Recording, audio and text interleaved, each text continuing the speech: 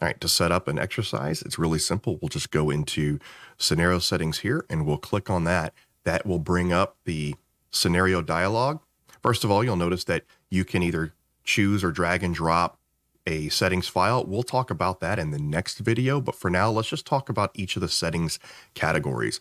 So the threat scenario, this is basically your all-encompassing settings. So here, you're going to enter in if there's a specific threat you want. So if you want to name a threat like APT29 or any other type of threat that's out there that you might find on the MITRE attack framework and the threat groups, you can enter a threat group. You can enter in a generic name like I want a phishing email attack or I want a ransomware attack. You can also enter in incidents like known incidents. So for example, if you want to enter in Colonial Pipeline, simulate something similar to Colonial Pipeline, you can do that. You can also enter in generic instructions for the overall exercise, such as make this one an easy difficulty level, make this extremely hard, make it extremely detailed, make this one for executives, make this one for SOC teams. So this is where you're going to provide your general instructions. And you can also provide theme type instructions, like say one of our templates is a Star Trek theme. And so while we're keeping it realistic to cybersecurity, it's all themed in Star Trek and you're dealing with a cybersecurity incident on the USS Enterprise. And so you can do all sorts of things like that and get creative with it. The company info is pretty self-explanatory. You can either say what type of company you are, what type of industry you are, or you could specify a company name.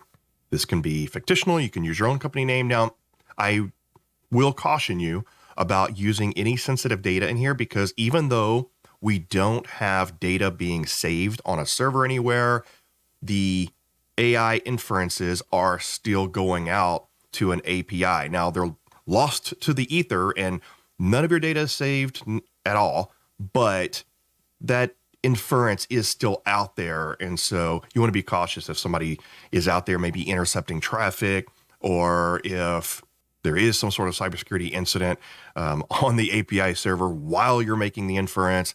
It's a rare chance, but it's something to be aware of. But again, no data is saved out there and all your inferences are gone from memory as soon as you make the inference.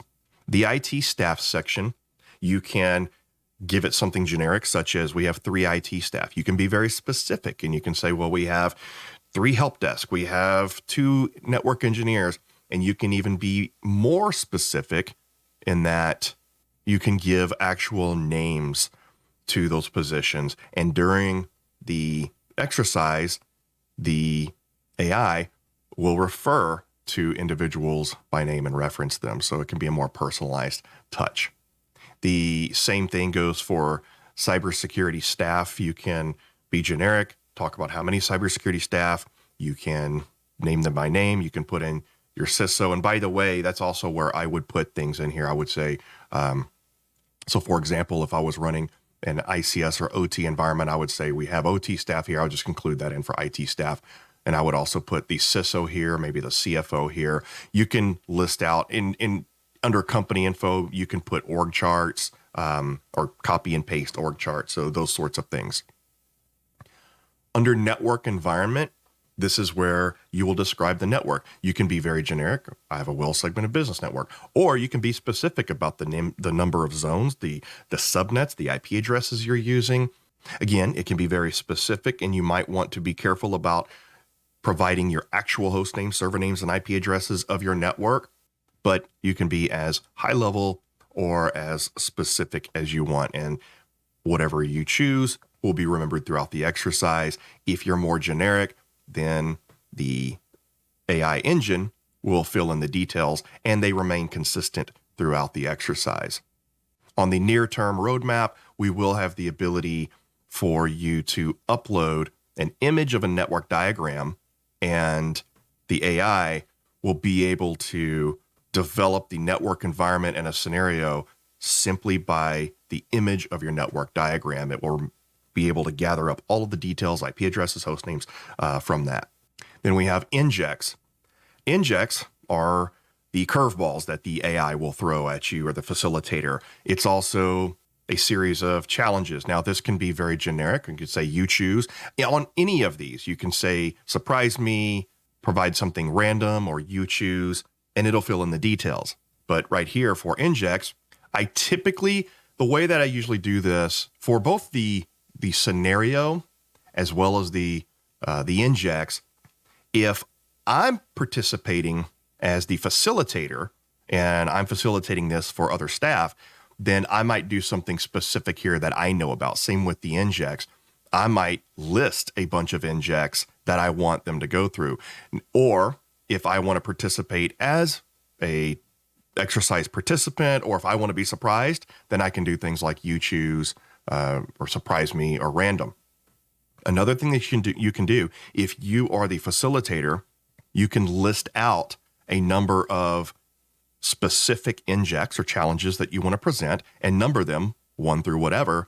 And then throughout the exercise, if the AI has not yet introduced an inject that you want to introduce, you can simply say something like run inject 1, run inject 5, and it'll do that.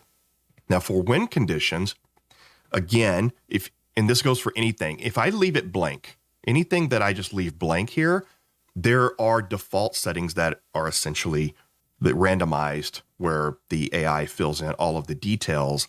But for win condition, the default setting is that it will ensure that you successfully complete the different aspects of an incident response, such as the identification, classification, isolation, eradication, and recovery of that. Or you can put in something very specific. Some people have done a number of actions. So you only have so many actions to complete this. You have so much time to complete this, and you have to do it within that time. So that's also been used here. In the loss condition, I typically use this, or I leave this blank and just take the default and have it choose. But loss condition is typically, hey, if you don't do it, if you don't successfully recover, then you don't win the exercise.